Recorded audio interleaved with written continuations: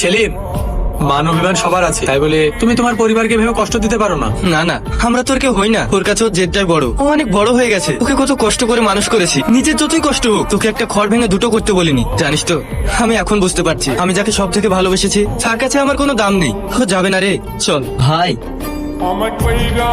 তুমি একটু দাঁড়াও, আমি ব্যাগটা গুছিয়ে নিয়ে আসি। মা, সেলিম, বাপ, তুই আমাদের ছেড়ে কোথায় গিয়েছিলি? সেলিম, আব্বু তুমি আমাকে ক্ষমা করে দাও। আরে পাগল ছেলে কোথাকার, পৃথিবীর কোনো বাপই সন্তানের কোনো দোষকে দোষ মনে করে না। আব্বু সেলিম, ভাই তুমি আমাকে ক্ষমা করে দিও, আমি তোমাকে অনেক অপমান করেছি। আরে ভাবি তুমি এসব কি বলছো? ভাবি হলো মায়ের মতো, আর মা কখনো ছেলের কাছে ক্ষমা চায়? আমার পাগলি ভাবি। শুধু কি তোমার ভাবি পাগলি, ওটাও তো পাগলা।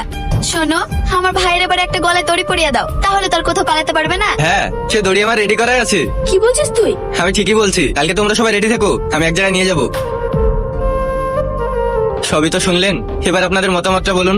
এবার বুঝতে পেরেছি বারবার কোনো বিয়ের প্রস্তাবে প্রত্যাখ্যান করতো। ওরা যখন দুজন দুজনকে ভালোবাসে, এ তো আর আমার বলার কিছু নেই। ওদের ভালোতে আমাদের ভালো। তাহলে একটা ভালো দিন দেখে বিয়ের দিনটা পাকা করে ফেলুন। না না, আমার বৌমাকে আর এই বাড়িতে রাখবো না।